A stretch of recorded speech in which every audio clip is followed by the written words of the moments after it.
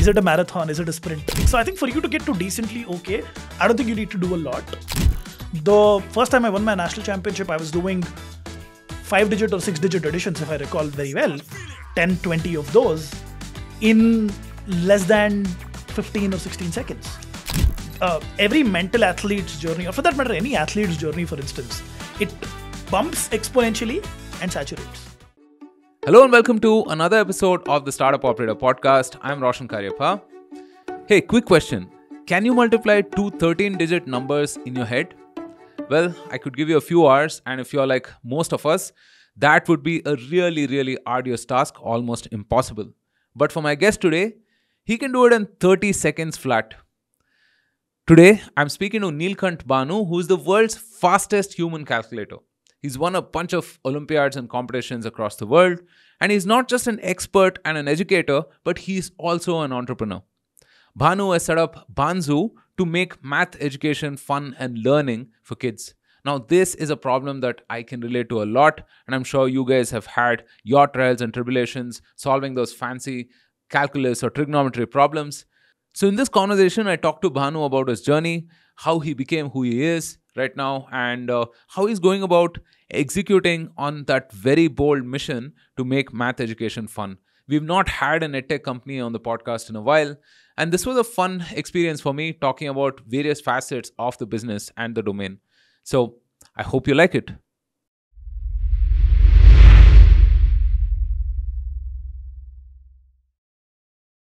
Hi Bhanu, welcome to the Startup Operator Podcast. Hello, nice to meet you. Thank you so much for making the time. I know we've been trying to schedule this for a while. Yes. But thanks that you could finally make time for this. Great to be here. Yeah. Awesome. So, before we started recording, I told you that you're perhaps you are the youngest person that we've had on the podcast, right? So I have a lot of questions, mainly because I've had a tragic experience with math in my life, and I've come to appreciate it a lot more afterwards, right? And really, there are many facets I want to understand, how we went from this math prodigy to an educator to an entrepreneur and all of those things, right? So hopefully today we'll speak about all of those things and bring up any other things that you're passionate about. Absolutely. Pleasure is mine. Awesome. So, every story there is this hero's arc, right? And in your case, you're about 5 years old. You meet with this unfortunate accident. The doctors say that you could perhaps lose your cognitive abilities. And that is when you discover math, right? And then your life changes for the better. I want to leave it at that. And I want you to explain to the audience what happened and what followed after that. Sure. So I think I was 5 years old, as you mentioned. I met with an accident which changed my life entirely, not because of the accident itself, but I think it's because of the kind of orientation I've gotten towards what I wanted to do later. Sometimes you find what you're good at with a chance encounter. And for me, it started off where I met with an accident. I was bedridden. I was at home for a very long time. My parents were told that I could be cognitively having issues as I grow. And that was the time when I actually was introduced to the world of puzzles. A little later, when I was recovering, I was introduced to puzzles saying, here's a way to keep your brain engaged. And I was not phenomenal at it, but I found my love for it over the course of the next 1-2 years. And I think that's what set into motion a 10-year-old, a 5-year-old for a 10-15 year long journey ahead towards finding love in puzzles, finding love in what mathematics is to offer. So I would probably consider that event, a tragic event, to be something which is life-defining in the orientation which I've gotten in terms of what I could be really good at. Because had I not gone through that incident, I would have probably, maybe never even discovered that I really like doing this. And could have, would have, don't really know. But I think that's, has been a life-changing experience. Nice. What were the first few puzzles? Do you remember? Age 5 seems like a long time ago. I can't really recall. All the things which I know right now are anecdotal stories which I hear from my parents, etc. I recall that a lot of those puzzles as I was a child were revolving around, how do you look at patterns? How do you look at solving a certain amount of puzzles, which could be something as simple as a geometric puzzle, which is how do you get from here to here? Could be arrangement, could be a bunch of other things. I don't really recall a lot about what those exactly were. But in the due course of the next 2-3 years, they became more arithmetically oriented, which is what brings logic. And at the end of the day, what is a puzzle, right? A puzzle is where you put your logic, where you put your general sense, your common sense together to solve a problem which is just hard to solve. And you see your brain start seeing patterns which otherwise you couldn't, because now you're looking at solutions Right. more keenly. Would you attribute to nature versus nurture? I mean, I know there is no definite answer to that, but can everyone sort of pick up math? Again, right, I think the segue from puzzles to math is like an entirely different, arc to go into. talk about that, But puzzles are intuitive sense of solving. Now, once you build that intuition over time, mathematics becomes a logical, next step. Intuition can only take you so far, right? A naturally trained intuition can only make you solve 10 things, 20 things. But there is a method to madness. There is, thousands of years, a couple of millenniums at least, of mathematical research which has gone into making logic way more than just intuition, right? Someone who could, predict a bunch of things ahead probably 2000 years ago was called a philosopher of the day. But today it's just sheer mathematics, right? You know X, you know Y, you know how X and Y are two statements which come together and give you Z. And for that to happen, you need to understand not just your natural connections and trying to see things or make connections. It's also about understanding mathematics as the entire subject, which is about logically building on what human beings are. If I probably have to take a step back and say, what is logic? What is mathematics? Logic is you trying to take in sequence of statements and trying to tie them together and come to logical conclusions of what those sequence of statements can bring you. Mathematics is the subject which makes those logical connections more seamless and build deeper connections. Today, if I ask you what is 6 plus 4, it's 10. You don't require intuition for it. Right. That's because there's layers of intuition, a couple of millenniums worth mathematical knowledge, which makes you roll up to 6 plus 4 is equal to 10. Right. So I think nature is just basic intuition. A child who's 5 years of age can distinguish the difference between less and more. But it's not intuitive for you to understand percentages. It's not intuitive for you to understand calculus. It's not intuitive for you to understand AI. It's not intuitive for you to understand neural networks. I think a lot of that is nurture, which is you build on the foundational intuition which human beings are given and the knowledge which we as a civilization have gathered in a long, long time. And I think that's what, I mean, the way I look at it, just from a layman's perspective, I think you have arithmetic, which is maybe figuring out how to do things better, faster with a certain method, right? The method to sort of divide two numbers is pretty much the same whether it's a two-digit number you're talking about or maybe 100 digits, right? Sure.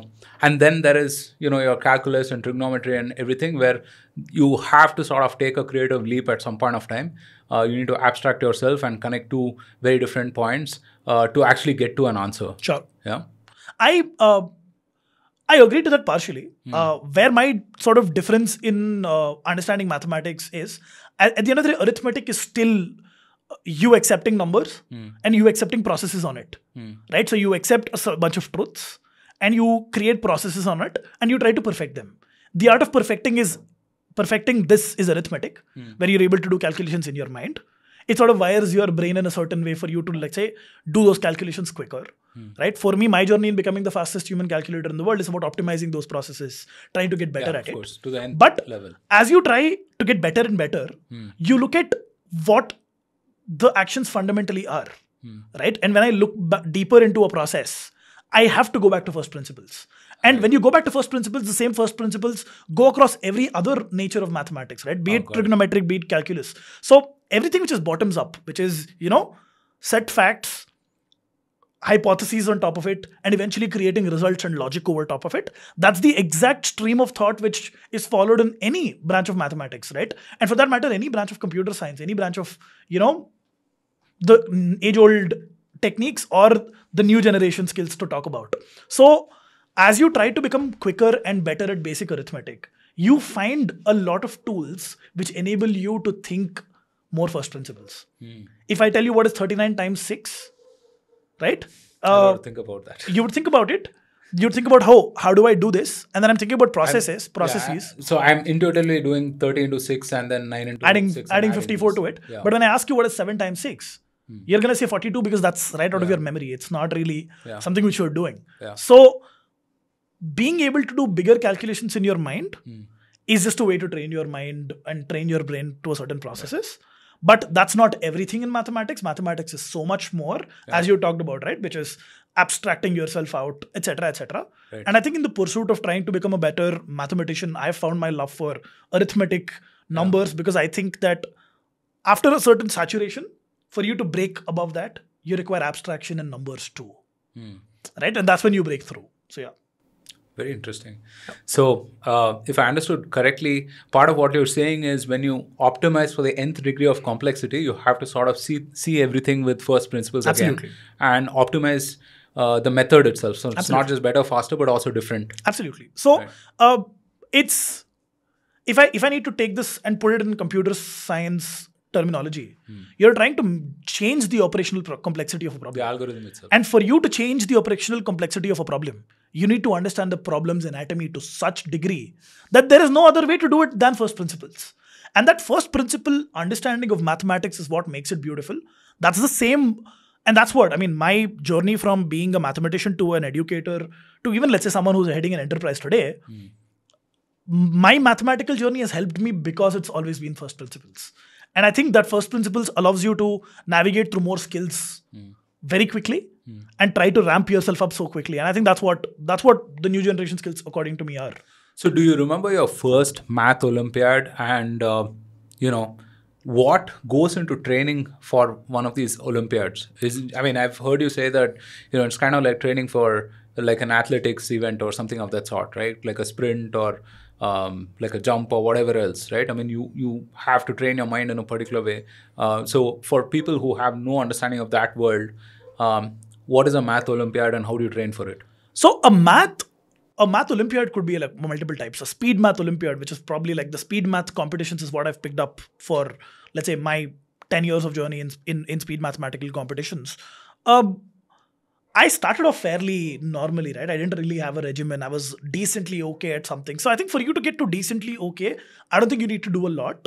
You can understand basics, practice a little, get understandings of what kind of problems there is. Just giving you an example, right? Yeah. To be able to do 3-digit multiplications in your mind, to be able to do 5-digit multiplications in your mind, to be able to do 10-digit additions in your mind. For you to do that, you need to wire your brain slightly differently. Because several cognitive skills come into testing, which is working memory. Being able, can I remember things for a brief period of time, forget, add, subtract, compute, basically try to build the RAM of your mind of some sort. Then you need to master algorithms, right? So I mean, once you start picking an algorithm, you understand that here's an algorithm which I could use for solving this problem. But is it intuitive and wired enough that I can execute it very quickly in my mind without having a mistake, right? That's something which you train on. And the last but not least, you also build for stamina. So it's not that can you keep doing the same rigor for prolonged periods of time? It's not that you do one single question and you're done. A speed math competition, I mean, I remember the first time I won my national championship. The first time I won my national championship, I was doing 5-digit or 6-digit additions, if I recall very well, 10, 20 of those in less than 15 or 16 seconds. God. So you're computing around 60 digits plus around 60 more inter problem numbers which you need to look at. I'm going to sweat just thinking about... Around 6 to 7 numbers per second. And for you to do that consistently for 3 minutes. Crazy. That's exactly what makes it a sprint, right? It's not just everyone knows how to walk. That's not the bigger problem. Yeah. But can you sprint for prolonged periods of time? For that you need lung capacity. For that you need, the ability to control... You need to pace yourself well. Right. Is it a marathon? Is it a sprint? So there are several things which you put here. There's also a resting period. It's unlike and very similar to how the other sports are. You can't train for 3 hours a day. You can't train for 4 hours a day. You can do that 1 hour, but after that you're going to sleep for 3 more to just cool off. So I think these are some things which I've seen in my journey as initially, right? I think these were a few things which, again, were existent. People knew what to do. And I think that's how I went about going till winning my national championships by the age of 13, 14-ish.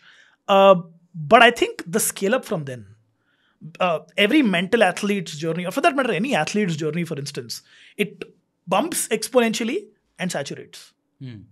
You hit a inflection point where you can't run past it with the same methodologies you've done until now. You need to unlearn a lot of things. So I think that's where there are several more things which I've gotten added to my regimen, which is trying to be able to do stress tests, understand what are some deeper connections in these questions which we cannot rather see, right? Is there, like for instance, I was going to my international championship for the first time ever, and I was not able to breach a certain speed parameter ever, and I was able to breach that only when I started listening to music while I started calculating, right? That's because distraction sometimes can be helpful. So I think there are a lot of these, parts which you sort of train for in your regimen towards these calculation championships. And by the time I was 14, I won the International Speed Arithmetic Championship. By the time I was 15, I broke a bunch of Limca records and a few world records. And I think that entire journey makes you understand so much more about mathematics than a theory can ever probably give you. Yeah. Now, when you talk about mathematics, you talk with so much of passion, right? And I'm really envious of that. I mean, it's not the same for everyone, right? I mean, pretty much everyone has this horrendous experience when they're probably in their 4th or 5th or 6th standard, when the class kind of zooms ahead and they're left behind. That could be algebra class, or it could be maybe the introduction to trigonometry or calculus or whatever. They remember that distinctly, and I certainly do, right? I mean, when I had to put in extra effort to catch up with the rest of them. Why do you think that is the case? I mean, is it the fact that, math is not taught more intuitively to children, or is there something else to it? I think it's a lot of these. Until now, I've just talked about my journey about mathematics, which I think has been a fantastic one, right? But the first thing which I've realized after I, broke my world records, started talking to people out there about what my journey has been, is just understanding the stark difference of how different every other journey has been, right? Mathematics was fun for me because it was intuitive. Mathematics was fun for me because the end goal was improving yourself, but not showing you what you're bad at. Mathematics and the way it is taught, and I'm not going to restrict this to India, I'm not going to restrict this conversation to how it is taught in a certain school. The way mathematics is taught across the world, it is taught as a subject which you're absolutely good at or you're absolutely bad at, right? When we teach English to children, when we teach language to children, we don't do that. It's a universal skill. We don't do that. We don't tell someone that you're so horrible at this that you should never do this again, right? People are okay at it, and we are okay with it, right? This goes to something as basic as how we grade exams. An English teacher would never give a 0 on 5 to a 2-page long essay, right? A teacher would give a certain amount of grading to someone who's given the effort. The thought process. The mathematics teacher is always proud, saying that either you get a 0, objective, or you get everything else. And the fact that mathematics has been so polarized, right, is what makes it unhuman. The discovery of mathematics, the usage of it, the implications of what we've used until now, of what mathematics stand for, it has always made human beings progress as a civilization, right? The invention of numbers made counting easy, right? The invention of a certain algebra, a certain arithmetic had made trade happen. The invention of algebra made computers possible. So the human story of mathematics is not really captured when you teach a child. You don't tell them why you need to learn this. You told them that you're either good at it or you're bad at it. And here's 2 things which you probably have to do. I can bet you that if you ask an 8th grader or a 9th grader out there, why does the number 10 come after 09? I don't think you'll get an answer. Why do we use the decimal number system? Why do we count a certain way? Right? Why does algebra work the way it does? Why is trigonometry even needed? Why do I care? I mean, if trigonometry wasn't there, what would change in the world? When these are not exaggerated, I don't relate with the problem you're teaching me as a teacher. And that's when dissonance happens. In English, when I'm learning language, when I'm learning social skills, when I'm learning social science, when I'm learning art, when I'm learning music, I know what my end goal is. With mathematics, I don't think it's ever made that clear. Right? And that makes any learner disconnect from why I need to care about learning. And I think that is the place where education has failed when it comes to math education. Because you were, just imagine this, right? If we are both speaking to each other, I'm sure you had experience about how you learned English in school. How did you learn English? Were you ever restricted to speak because you couldn't memorize every word in the dictionary? Not really. Did your teacher ever task you on saying, if you don't remember what's in dictionary entirely, you don't get to speak, you shouldn't speak? No. That's exactly what happens in math. You don't remember these formulae, I'm not letting you go further. So the way in which the teaching happens is so problematic that learning is not incentivized for a learner. And I think that is what should change. So if I were to say, why are people scared of trigonometry? Why are people scared of algebra? Why is your memory? Why is everyone, probably people listening to this later, why is their core memory of being scared of math associated with a alien topic? It is because that alien topic was never made homely. We were never told that trigonometry was just a detective game where if we knew what was about three parts of a triangle, which is angles and sides, you could do everything else. Yeah. We were taught of it as a challenge which we could get to, and the moment we were bad at it, we were labeled as, you're not good at math, go pick up something else. Yeah. That's about it. So I think the mentality or the attribution of what outcomes are in mathematics, I think those have been bad. There can be a great orator and a very bad writer. There can be a great writer who's a very bad orator. While we are willing to accept that in other fields, we are not willing to accept that in math. And I think that's probably the single most reason I think there's a deterrence towards math learning in India, or for that matter across the world. And I think the moment you make math learning fun through relatable examples, I think you'll see more and more people fall in love with the subject, and more people who are picking up the streams of the world. Because I mean, mathematics is not just limited to a science, technology, engineering field, right? Yeah. There is mathematics if you want to pick economics. There's mathematics if you want to pick finance. There's mathematics if you want to be a great artist. If you want to be a great musician, there's a certain mathematics behind it. Yeah. And the moment you start motivating, saying that mathematics is for all, but not for me to marginalize you, I think that's when real uptake should happen. Yeah. A couple of things, right? I mean, very interesting points, I should say. One is that in terms of making it more tangible and relatable, I think teachers do a dreadful job of that. Horrible. Right? Really, really horrible. I mean, I can distinctly remember a couple of folks who made it more fun for me, right?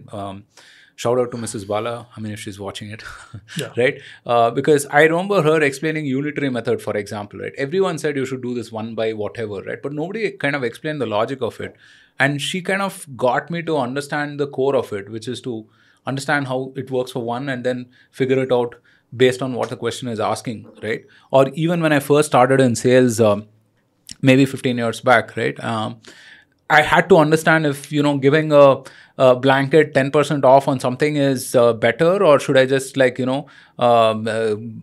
$1,000 off the overall bill, right? I should know which one is greater or lesser, and made me appreciate things a lot more and became a lot more tangible. Absolutely. Because I could see a utility to it, right? Which otherwise, I mean, isn't really communicated, right? So as an educator, what are you doing differently? I think there's three parts to what makes learning fun. Relatability towards the world around me, which is the utility element, right? If I learn something, as human beings, I think every skill we learn, we would want to use them. If I'm able to use a skill, I value it. That's one. Number two, I think, is curiosity, right? I think it's, do you set up the entire learning for a child so that they're curious? I can tell you 10 straight facts, right? And you wouldn't care. But if I build up a story to you on saying why the world would have been otherwise, if I go ahead and say, computers store data in ones and zeros. Okay, great. I'm happy. You've given me information. But if I told you that computers didn't have fingers and computers couldn't count and human beings counted with fingers, right? So if you needed a machine which could do the human being's job, you needed to figure out what and how can you talk to a computer. And people figured that electricity is the only way you talk to a computer. Right? And what can you do with electricity? You can switch it on, you can switch it off. So there's literally only two things I can tell it. Can I create a language by switching on and switching off? I think that's the problem mathematicians solved. Right? Yeah. When they solved it, we're here talking to each other. There's a podcast being recorded and the people are watching it across the world because the binary system works the way it does. Yeah. The moment I talk to you about the story behind this, you care. Yeah. If I give you statements and facts, yeah. you don't. It's like for what Feynman says, right? I mean, to be actually able to derive everything, and that's the beauty of physics for that matter, right? Because you can see the utility right in front of you. Exactly. And I that's why physics. And that's why, right? So I think that's the first point, which is utility. Yeah. There is curiosity. Yeah. And last but not the least, make testing, rethink about what value education for math should be. Should everyone just be problem solvers? Are we in the world where problem solving is the hardest thing there is? Or is it synthesizing the problem itself? Right? I think there are enough engines out there in the world. There's enough mathematical knowledge that solving a problem is not the biggest problem today. It's identifying the problems to solve for. So moving beyond problem solving is the only method of evaluation. That's 3. I think these are the 3 things which has the answer towards making mathematics fun. For you to do any of these, you need to make a learner receptive to what your thought process is, for which you need to have the learner to be confident. So confidence building is the 4th. Mathematics is mine to conquer. If that's the mentality a child can carry at the age of 8, they're going to do great things. Whether they can do it or not is different. I think it's important that they are confident. And for you to do that, I think you need to enable them with wins, right? Not losses. So I think as an educator, building curiosity through good storylines and good story narratives, having a great amount of testing where you are not testing for immediate outcomes, but you're looking at prolonged periods of learning loops which go forward, and showing them the utility in the world around them. If you do these 3 things well, confidence will increase automatically. Speed mathematics and being able to put a child's mind to sharpen, right? Being able to do 5,737 multiplied by 4, right? In your mind, the answer being 22948, right?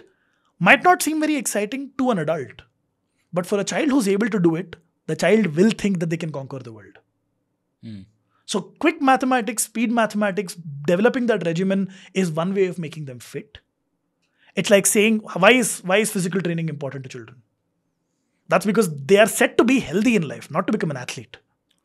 Right? They understand discipline so that they understand the body, they understand how to be fit for a prolonged period of time. Mental math is very similar. It's one way to keep your brain trained so that you are never out of your mental cognitive ability touch.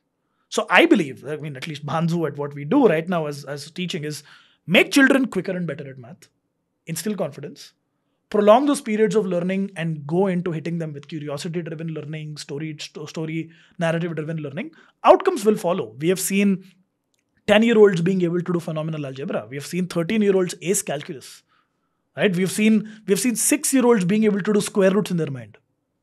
Wow. That is possible through a fun way, a regimen which is not give you 20 worksheets and ask you to solve, not build muscle memory, build that intuition so that you set them up for success. And I think this to happen at a global scale, a company like Bhanzu has to let's say, truly lead that conversation, because institutions of change like educational institutions, be it boards, be it, school boards, be it schools, these are slower changes.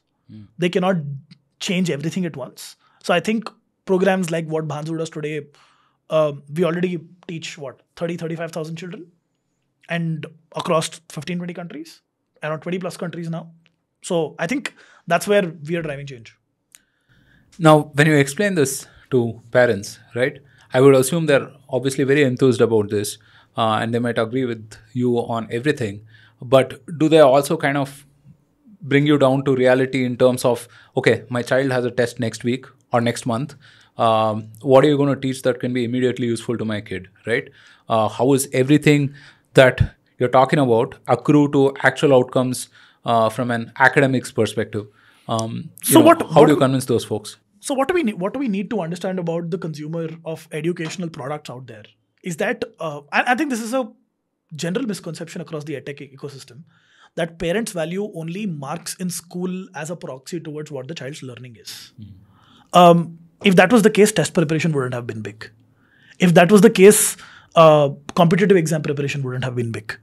I'm not looking for immediate outcomes alone, right? If I'm looking for test next week, there wouldn't be JE prep from grade 8, right? Because parents are also looking for prolonged outcomes about what sets up a career, right? There is obviously something which is more immediate like school, but there is also something which is prolonged of saying, how can I get competitive exam advantage? How can I get... Let me put it a different way, right? Learning tied to a utility, basically, whether that is an exam now or an exam, let's say an entrance exam 2 or 4 years later. Basically. Oh, heck yes. I think utility is still what sells. And if I am here telling you that Bhanzu is creating a product which will only help you have better experience in learning for life, that's untrue, right? What I'm talking about is there's an entirely different regimen of the way in which you can start learning mathematics, which will make you go way ahead of your curve very quickly, right? If you're 10, by the time you're 5 months into the Bhanzu ecosystem, you're being able to solve questions which a 13-year-old can. That's utility which parents see right there. So I think the utility, there is an active relation and a passive relation. One is, one is a direct, I'm learning tuition, I'm going to a tuition, I get marks. But there is, I am doing better every single day so that I won't need tuition 5 years down the line. I think the latter is the pitch which goes into the students who join us. And I think parents are learning about how to look at alternate ways of learning, additional ways of learning more actively now than ever. Just telling you the Indian perspective, right? The reason why something like a Vedic math courseware or an abacus courseware did well even in the last 10 years in India. I'm pretty sure everyone who's watching this probably has seen an abacus center next door. Yeah, there's one just down the road. Yeah. So it's not that abacus gives you learning outcomes. Right. I personally think that it's not effective at all. But the reason why lakhs of students go is because of the promise that you get better competitively. So that I think the innate nature of parents hearing that tuitions are not required, what's better is enriching a certain experience which the child has to learn so that they are the future leaders of tomorrow. That's what parents really want to hear. And I think as freshness, as Bhanzu goes and speaks to these people and speaks to parents across, we see more and more adoption, not just in India, but across. You have a very compelling pitch and I kind of get it, right? Yeah. When you explain it to me. Now, I'm sure that this pitch has been through multiple iterations, right? I mean, you went with a hypothesis and perhaps pivoted sideways, this way, that way, whatever, to get to where you are. And we often talk to entrepreneurs who are bringing something new into the market, right? It could be, let's say, in clean tech or deep tech, hardware, whatever else. And they have the similar challenge, which is to kind of explain a vision of something that hasn't been done before, right? I wonder if you can just step back and maybe give a couple of words of advice on how to sort of position new things to people. I personally think the best way to do it is go with an intuition and be ready to iterate quickly. At least the Bhanzu, the way in which we have learned, we didn't start with saying here's the best product there is, right? It's been 3 years or 4 years since we've been in the system, but Bhanzu started out as a research firm which was working on public sector schools almost 5 years ago, and we spent 2 years across hundreds of schools where we experimented more than 32 variants of curriculum, right? Each changing on what we think are the parameters to adjust before you find what that true curriculum will look like. And I think the way in which I probably have always seen products, there is survival of the fittest, right? And survival of the fittest is as you put your proposition and a courseware, not just the pitch, right? I think it's also the efficacy of course, what you teach. It's not just what's the most enticing thing to say for any product for that matter. It's how effective that product is. The only way to achieve that is to go through a bunch of iterations and be open to understanding that, hey, if I want to build for instance, in Bhanzu's case, I want to build the world's best math curriculum. That's not going to happen in 1 year. That's not going to happen in 3. That's not going to happen in 5. Because the world's best math curriculum is not better than others, it's the best. It's probably easier to get and build a better curriculum than everyone else in the market. But if I want to say that I want to build the world's best math curriculum, then I need to be constantly learning. I need to be constantly reiterating. Go with a set of core beliefs. Iterate over that product almost every single quarter. Right? Believe in some fundamental core principles and never be nudged by the business market. Because sometimes the easiest thing to sell would be a non-revolutionary product. A better thing, basically. Sometimes it's the easiest thing to easiest thing to sell sometimes is, hey, if you were entering the education market, the easiest thing to sell is tuitions. Yeah. Right? Net positive also. Yeah. But does that really change what the education landscape is forever? Absolutely not. And will that incrementally be the best way to teach? Absolutely not. So I think you need to go with a certain set of core principles which you think you believe in, and then understand from the voice of the customer, understand from the voice of the learner, understand the voice from whoever the consumer is, and quickly iterate. And at least what I've seen, the best success in my journey has come through extensive amount of research, extensive amount of, interfacing and interacting with whom you're building what for. Right. Instead of bunch of assumptions, 2 market research decks which you create by talking to 5 consultants or a consultancy, that probably won't cut the bill. Right. So we skipped a few steps ahead. Yes. Let's go back. You're a 14 or 15-year-old. You're winning these math olympiads. You choose to do your degree in St. Stephen's in Delhi, do your math. How do you go from there to the current incarnation of Bhanzu? What were some of those things in between? And what did you learn in that journey? Because oftentimes, again, when we talk to entrepreneurs, there's a whole different process to going from idea to product to company, right? So what was that process like for you? So I think there's a couple of steps in between which I think I went through. I personally was an individual who broke my world records by the time I was 17. I had 4 world records, 50 records in the Limca book. I was doing stage shows across the world. Right? I realized that that's the best opportunity for you to learn from, the world in general. I addressed startup conferences when I was 15, if I recall very well, right? Talking about how mathematics can help your understanding of business. Back in the day, I come from a business family. My parents have been in the food tech ecosystem, in the food ecosystem for a very long time before. And for me, it was just explore what you would want to do. As a 17-year-old, I went to IIIT Hyderabad for a year. I dropped out from a computer science degree because I wanted to do math. I went to St. Stephen's College. I was there for 3 years. Around that time, I was working. I traveled across 18 countries doing shows, talking to people about how math can be made fun. And I realized that that's something which I could do really well because I was able to articulate, just rather than just being an individual who was good at math, I was able to articulate why I was good at math and why everyone can.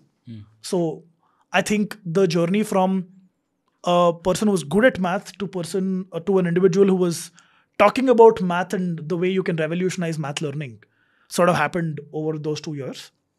Got an opportunity to start working with schools in the public domain, basically public schools, government schools in the year 2018. Built a small initiative which was called Exploring Infinities back then, which was building curriculum for government schools where the passing percentage for math is drastically low, right? Almost 1 out of every 40 people used to pass an exam, the remaining 39 wouldn't, right? And when I went to these schools thinking about, all the things which I wanted to teach, right? There was a courseware which I put together. There were a bunch of volunteers we had. We went into the school and we realized that whatever we built was trash. Because what's on the ground was drastically different. I wanted to go teach about how you can use algebra to crack exams, how you can understand basic logic. An 8th grader couldn't do multiplication. The problem was drastically different, right? A 10th grader didn't know what division was. And that's when you understood that the problem of math phobia, which is today, as I stated, everywhere I go, 3 out of every 4 students across the world are math phobic. And the repercussions of that inhibit these children to not learn later, drop off from learning, take up non-math fields, even though their passion lies in something like being a scientist or wanting to be an astronaut or wanting to do said things, but you can't because you're not good at math and you've never been given the access to it. So I think as an 18-year-old, I had that realization saying I had a dream journey with math. The truth on ground, however, is that people have an absolutely tough journey with it. And my learnings were about how I could connect the dots between mathematics and saying, hey, this makes sense. Those were not offered, and hence they're not good. It's not because I was better at math. It's just because I learned it different. I learned it better. And I think the question from then on until today has been, how do you replicate this big? That initiative eventually went on to help more than 300 schools in the first year, where we helped a lot of people pass exams. A lot of people get scholarships. In fact, we were the reason why more than 500 students that year got scholarships to do much better in high school later, because we taught math in a certain way and they were able to crack the scholarship exams. And these results were so stark that there is no going back on saying, oh, if I can do this with a set of 50 volunteers and in 300 schools over a period of one summer, the appetite towards making this global is so big. And at that point of time, we were still not looking at commercializing or, let's say, scaling this as a company of any sort. It was a great initiative. It was a great initiative which was doing phenomenally well. A little later, we got much bigger projects to take up during the pandemic. We Exploring Infinities, which today has been rebranded to Bhanzu, right, has catered to more than 2 million children, where we were streaming classes on live television because schools didn't operate. So in the Telangana, Andhra Pradesh region, we were streaming our classes on television, which people were consuming because they didn't go to school. And we've got a lot of response on saying, these are so much better, right? Because you're teaching in my native language, you're teaching in Telugu, you're teaching in Hindi. So we had a great set of, momentum built.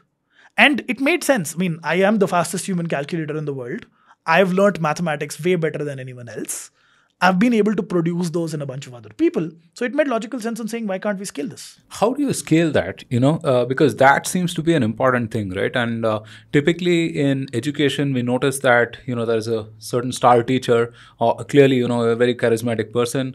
You're able to communicate just way better. Now, how do you scale that to all of your educators, maybe 50 or 100 educators, to kind of take what you're saying to whoever they're teaching? I think there is a lot of method to that madness. I stopped teaching then, right? The moment I saw that scale is what I wanted to do, I told myself that I should stop teaching today. If I don't stop teaching today, then I'm going to make this an institution. It's not going to be, I'm going to make this an academy, right? I mean, I would rather say, I'm not going to make this an institution which is big. I can't impact 4 million, 10 million, 100 million, 100 million students by being this one person who's talking to people. We need to have education which is decentralized. There's these learnings which need to go bigger. You need to have a group of teachers who are able to replicate the same thing. And Bhanu shouldn't be the center of it. Right? So whatever these learnings are, how do you do that? That's what we spent the next 1.5 years on. We spent a lot of time figuring out what makes learning happen. Right? Is it, if it's classes with interaction and engagement to a certain degree, can these be replicated by people? And if yes, with what skill set? Also, is that scalable? So that's when I think the emergence of Bhanzu, the brand, started out. We took a break from these public projects which we were doing because we also understood that there is a lot of bureaucratic red tape which you need to go through for you to scale that much bigger. And we realized that the best way to do it is to commercially scale up, build more voice, build more profound, research. If one summer, 30 variants of curriculum could give you that result, imagine doing that for 5 years, doing that across 1 million learners and having the right amount of tech to keep looking at what those inter-concept relationships are. You can build the best curriculum in the world there is. And for you to do that, you need data, you need scale, you need the ability to scale it up. And that's when we started saying, let's try to pick smaller groups, dedicate teachers, train them in what we called the Bhanzu way of learning today, and see if that's scalable. And that journey started out with 1 teacher, 2 teachers, 5, 10, and today we have hundreds and hundreds of them. It's pretty awesome. YouTube has been a key channel of growth for you, right? I mean, you have 400K plus subscribers and so on. And there are others like Physics Wala, for example. He also started, on YouTube. And that seems to be like a very viable channel to start and scale a business per se, right? When you decided to commercialize, did you have a sense of, okay, here is how my customer acquisition or growth is going to work?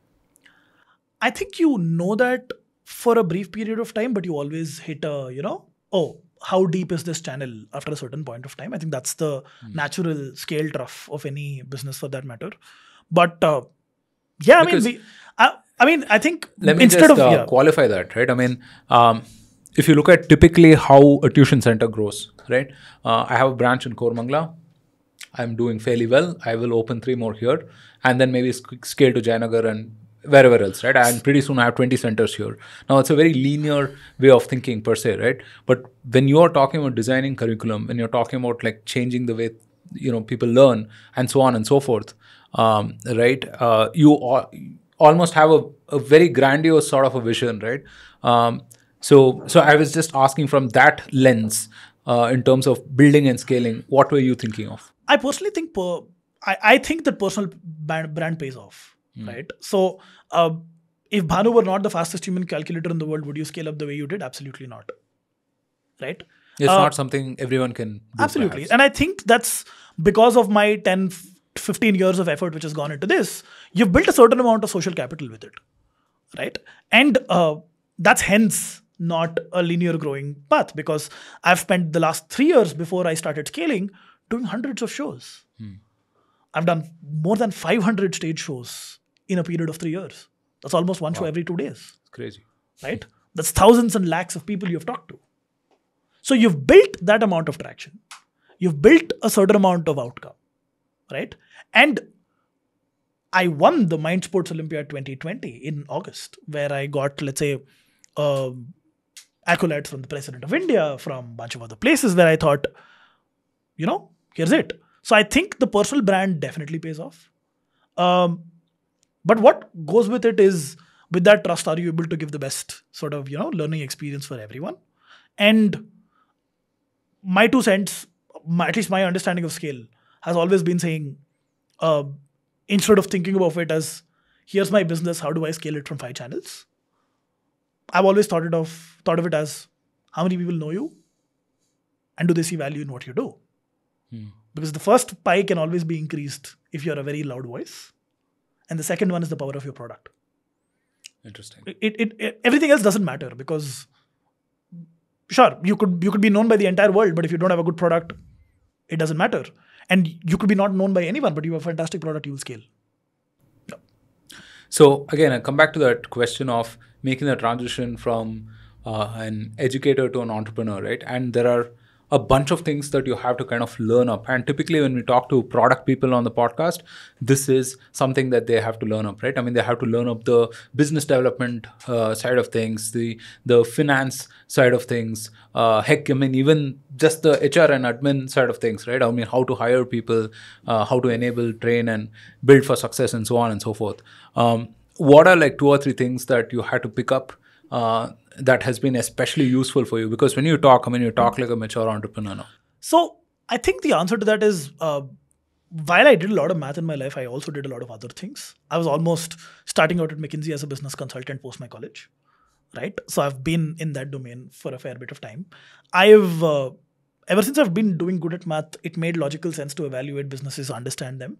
I've done, good studies for several other companies about how they can be looking at their P&Ls, how they can be looking at what they've been doing until now. So I think I've been, before Bhanzu, I had a chain of ice cream stores as something which I started out a little earlier. So I think also I've grown in an environment where, understanding businesses, understanding scale has been something which I've been exposed to some capacity or the other. So I think the acumen was there. I think you need to polish it a lot, because as you scale, the problems of scale are drastically different than what you are as an individual unit. 3 years ago, around 2.5 years ago, we were a group of 10, 15 people sitting in Hyderabad who were just trying to do what they were doing. And I think from then until now, there's a lot of learning in terms of how scale up works, how You're about 1,200 how people right now. yeah, around 1,200 people right now. And how do you scale up? What are the challenges which come with it? How do you look at markets? How do you look at new products? How do you look at new releases? I think a fantastic founding team, a set of people who are learning at the pace at which you are, and everyone's learning in multiple directions, keeps that going. Hiring your leadership in the best possible way, right, allows you to go ahead that curve, understand where you have gaps, fill them with individuals who have done phenomenally well, but orient them to your vision. They can't come with a lot of biases and say, here's how it is, here's how education works. Then create a strong buy-in towards what your vision is from these phenomenal individuals. And I think you've set up a team for success. The operational styles obviously change over time. According to me, I think being someone who's a founder, you don't really have an option to not learn. So you're constantly learning, you're constantly challenged. And I think that's where a lot of my speed math regimen sort of comes to rescue, right? The first principle approach is what keeps you afloat. What are like 2 or 3 mistakes that you've made in this journey? And what have you learned from them? I think 2 or 3 would be hard. I'm sure that there are a lot more, right? I think there's so much Your more. Top 2 or top 3 Yeah, perhaps. I'm just probably taking a step back and realizing. So I mean, the journey with Bhanzu has been that we raised a round of capital in 2021 and then in 2022. I think the biggest learning for me is sometimes you let fires burn, and that's better than trying to solve everything, jump in to solve the day, because that's what creates the institution to have. Give me an example. Some metrics are not moving the way you wanted them to. You can go save the day, but if you do, you're not. It's coming at the cost of something else. It's coming at the cost of not letting the team figure it out, because you can't be at 100 places 2 years down the line. Yeah. Right? That instinct for a founder always exists because, hey, ये तो मैं कर लेता, right? मैं कर लूँगा, हो जाएगा. While that is a good thing initially, when that has given us great benefits, I think we've understood that refraining from such instinct has longer benefits than what you think. I think number 2 would be just understanding the importance of culture osmosis as you scale. We are a close team of 15 people who've done phenomenally well. Once you start adding people, there is a consistent difference in terms of what people think about the company internally, because you have so much more joining, you have a certain understanding internally. So I think recalibrating those perceptions, it's a harder task than you think it is. And once you take it up as a challenge, I think it's a great problem to solve. And I think that really, has an impact in terms of how you scale as a business. I think maybe the third would be. I mean, I'm just trying to think. There's a lot, but there's a lot of learnings. But yeah, I think going with your instinct sometimes can do drastically better than going through a methodical, structure. So I think not losing your finesse because now you're a data-heavy company should also not happen. So I think there's a lot of things which you do well because you are good at what you do. So yeah, Right. and there's a few things. So edtech has been such a roller coaster, right? Over the last 3 or 4 years, I should say. I think the last edtech person that we had on the podcast, if I remember correctly, was Arjun of Great Learning, and this was before the Byju's acquisition. That far back, right? I mean, feels like a lifetime ago. You saw the boom in 2020, 2021, and then you saw the bust thereafter, and then you've seen a whole lot of mess, right? In your estimation, as someone who is close to the ground and understand the ecosystem, what do you think is wrong with edtech today? So pre-2020, post-2020, can't really comment because we started in 2020. So we don't really know the pre. I think we started out then. Pre-pandemic, post-pandemic, can't really comment because we started post-pandemic. I think the first level of innovation in the edtech ecosystem is done, which is to, take digital what existed offline. Right? So a tuition center next door being replaced by an online edtech company, I think that's done. I think that segment of innovation is done. How can you teach better than anyone else in the world? I think that's to disrupt. Because a pedagogy first, principle first edtech company is here to stay. If you're an aggregator, maybe not. If you're a marketplace, maybe not. If you teach the same school syllabi, I think it's going to be out there for free. Yeah. So I think it's about the value add, the proprietary stuff which you do, and if you really show outcomes, phenomenal outcomes, and have the ability to build a brand in the long run, those edtechs are here to stay. Leave alone edtechs, right? I mean, a lot of edtechs have been eds more than techs, right? They've just been aggregators of some sort. So I think the next generation of educational companies are going to be the ones which leverage technology to the fullest extent to make sure that education is better than what it was before.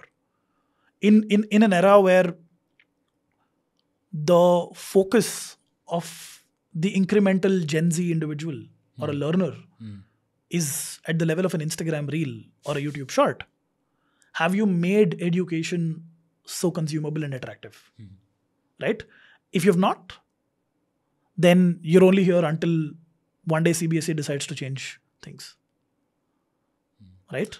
And I think, just adding on to that, what's wrong with edtechs? I don't think a lot. I think it gets too much criticism than needed. Right?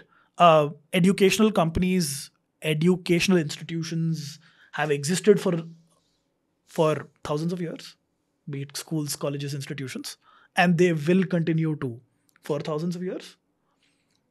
There might have been a couple of aberrances here and there, and a bloated set of people being bullish on edtechs. I think that was a bubble.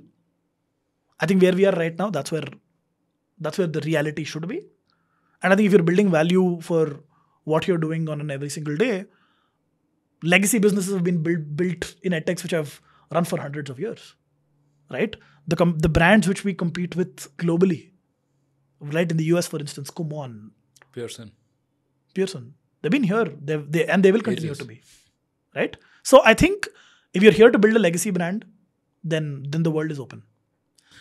It's an important point that you bring up, right? The tech in edtech. That pretty much connotates like an app, right? Or maybe you could take that one step further and say you have some kind of interactive experience. That's about it, right? Yeah. How are you thinking of tech at Bhanzu?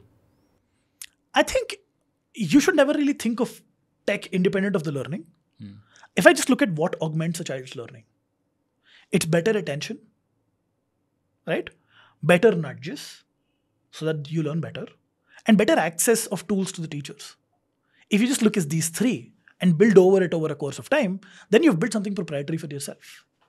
And I think those are the three things which you solve for. I mean, sure, the mechanisms to solve that could be Gen AI. The mechanisms to solve that could be a content framework architecture, right? The answer to solve that could be creating an LMS of your own. The answer to that could be gamification. Sure. But these are just ways. I don't think these are features. At the end of the day, is the child learning better than yesterday? And are they addicted to learning? Because if I am addicted to learning, I will be the most, I will be taking great leaps as a learner. And for me to do that to you, and for me to, let's say, create that learning experience, enablement of teachers should happen, right? And that goes beyond tools, that goes to visibility of what the child is learning, that goes to, let's say, understanding what has to be taught, what has to be not taught. Lifetime feedback, for instance, for a child, right? I think these are places where there are solutions. Bhanzu as a company is navigating through several of these, and we've built several of these, and we are continue to do a lot of these. I think the last part of this, which is exclusive of the learner and the teacher, is historically, you peg a good teacher against experience, right? Which is 10 years experience. Here's a teacher who was taught for 20 years to 30,000 students. That teacher does well because we all know they have more experience. They've iterated through what they learn better. Seen all the problems. How can collective intelligence come into play? How can the collective learning of 600 teachers, or 1,000 teachers, come towards the common learning and dissipate accordingly? Where experience is not as relevant as the collective tech intelligence you've built. I think that's where the next edtechs are going to be built, and that's what we are working towards. So when you talk about measuring learning outcomes, right? I mean, I don't know what principle that is, which basically if you make that a measure and you optimize for it over a period of time, that measure becomes bastardized, right? I mean, it loses relevance per se, right? How do you warn against that? I mean, Creating a metric for your own self-satisfaction of improvement is not how it works. Measuring learning outcomes could be as simple as saying, is the child more attentive? Is the child more, is a learner wanting to come back to classes? Right? Is a learner being able to solve problems which they could never have before? Right? I think there are softer ways in which you measure these. It's not, I give you 10 tests every day and try to measure it every single day, right? It's as simple as saying, if you want to become fitter, you don't measure BP every day, right? You don't get your triglyceride tested every day. Is it directional? And I think learning outcomes are hence supposed to be measured where you have dipsticks over time, but you also take very qualitative measures like interaction, interfacing, wanting to learn, right? School outcomes, for instance, right? Have you become more attentive at school? Have you started learning and loving what you do at school? Have you been a more confident individual? Are you cracking exams eventually, if I'm talking about an adult learner? I think these are softer metrics in which you measure learning outcomes. So what have you got coming up at Bhanzu in the next year and a half perhaps? I think we're working on what we are working. And I think we are scaling. Bhanzu is present in India. We are in Middle East. We are in Southeast Asia. We are in the US. We've just launched out the US. I think we're good to do what we're doing, and we'll continue to do it. I think collecting intelligence in terms of how students have to learn better, building a thesis around how do we displace and become the world's largest math education company. That's the vision, right? I think the vision is in 5 years, in 10 years, in 5 years of time, how can we be the world's largest math education company? And for us to do that, I think there are several problems for us to solve, and that's what we are behind today. So when you're scaling in all those geographies, I mean, are you also opening up centers there? We're all online. Okay. We're all online, and we would probably consider going offline probably in a couple of years. Right. All right, man. I mean, this has been a fun chat. Before we let you go, any books or podcasts that you would recommend to our listeners? I mean, if you've gone this far listening to the podcast, then I'm sure you might have an instinct towards learning math. So the Joy of X is a fantastic book, which I really love about how education has to be in mathematics. It's written by Steven Strogatz. It's one of my favorite books which has ever been. If you're a business connoisseur, I think you should probably, I'm pretty sure people have recommended everything here, but I really love The Art of Blitzscaling by Reid Hoffman. Yeah. Those are two books which I would probably recommend. Flatland, A Romance of Many Dimensions, if you're looking at a mathematics fiction book, which I find it very enticing. I think these are a few podcasts. I mean, I am not a consistent follower of podcasts, so wouldn't be the best person to judge. All right. Yeah. Thank you so much again for making the time. This was a fascinating conversation. I think I'll be reflecting on many of the insights that you brought up in the time to come. So thank you so much. Absolutely. Thank you. See you. Super.